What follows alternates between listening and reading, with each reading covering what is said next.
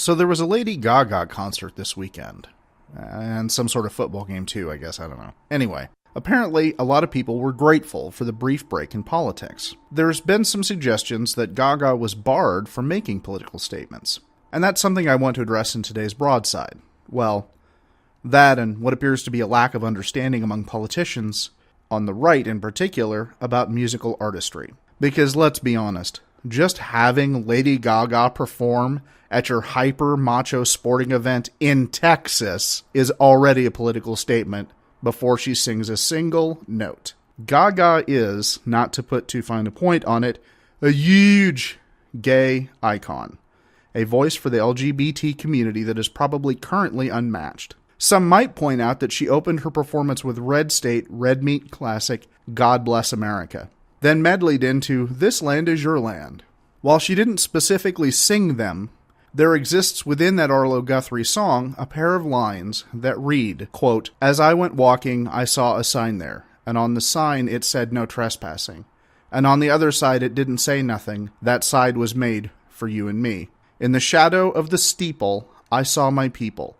By the relief office, I seen my people. As they stood there hungry, I stood there asking, is this land made for you and me?" A link to the full lyrics will be in the show notes. She then follows with a piece of the Pledge of Allegiance. One nation, under God, indivisible, with liberty and justice for all. After her song Poker Face, she switches into Born This Way, an anthem for literally everyone who was ever considered different or other. If you're somehow unfamiliar with the song, I'd recommend you check it out and pay particular attention to the bridge. We'll have a link to the lyrics. I can't speak to whether these were deliberate choices on Gaga's part to slide some commentary into her performance, but it would not surprise me if she did. It also doesn't surprise me that most commentators, particularly on the right, didn't seem to notice. But that shouldn't surprise us, because since at least the 80s, the Republican Party in particular has shown a distinct lack of understanding about artist messages in music. It's not just that artists tend to be politically opposed to the candidates, or that the candidates often use the music without permission, but that the candidates, or whomever picks the music, doesn't understand the actual songs. Whenever I've talked about this subject, the first and probably biggest example that comes to mind is Bruce Springsteen's Born in the USA, which is routinely chosen for Republican presidential campaigns. However, none of them seem aware that the song's not about American exceptionalism, but rather a broken political system that destroyed the blue-collar working class by grinding them in the cogs of the military-industrial complex. Springsteen is writing about an America he loves, but it's not the one the Republicans were promoting in the 80s. It was the America they were creating. If you have any doubt, check out the video link in the show notes. There was a similar issue when Republicans used John Mellencamp's Pink Houses, both in the 80s and the 2000s. The song's about the failure of the American dream. It's about mediocrity and conformity. Mellencamp himself has called it anti-American.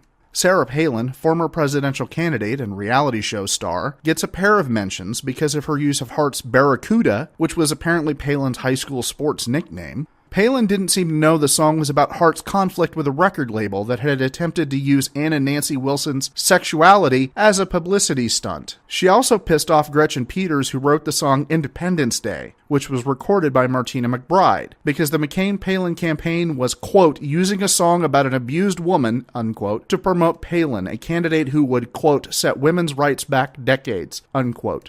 Paul Ryan, current Speaker of the House, earned the ire of Rage Against the Machine by referencing them as one of his favorite bands. Tom Morello's response fills an article in Rolling Stone, but the highlight is probably, quote, I wonder what Ryan's favorite Rage song is. Is it the one where we condemn the genocide of Native Americans? The one lambasting American imperialism? Our cover of Fuck the Police? Or is it the one where we call on the people to seize the means of production? So many excellent choices to jam out to at young Republican meetings, end quote.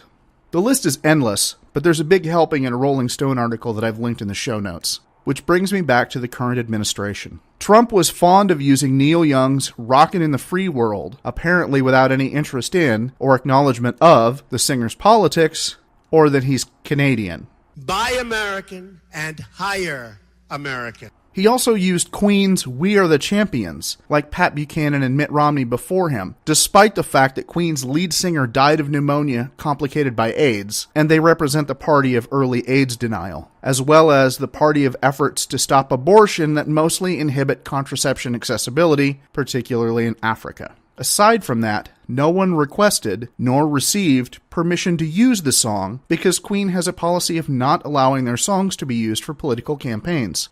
Trump used the song anyway. Why is any of this important? Well, there's two reasons.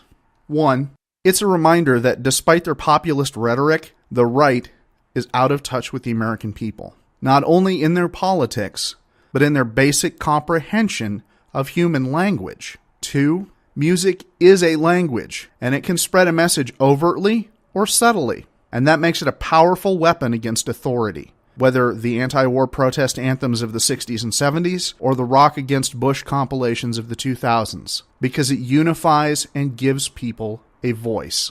We regularly talk on this show about ways we can organize, mobilize, and protest, and sometimes it feels a little nuts and bolts. Call, write, meet up, etc. So I offer you this suggestion. Make music. Write, play, sing, dance. Be a voice. If you, like me, either lack the music gene or wouldn't be caught dead in front of an audience, then help connect people who can or who will. Organize events, promote them, share the music, turn your solo voice into a chorus. The easiest way to make the powerful listen is to make them want to listen, to capture their ear with a melody, a hook, a chorus, a beat. Get them to spread their message because they're infected by it, even or especially because they don't even understand it.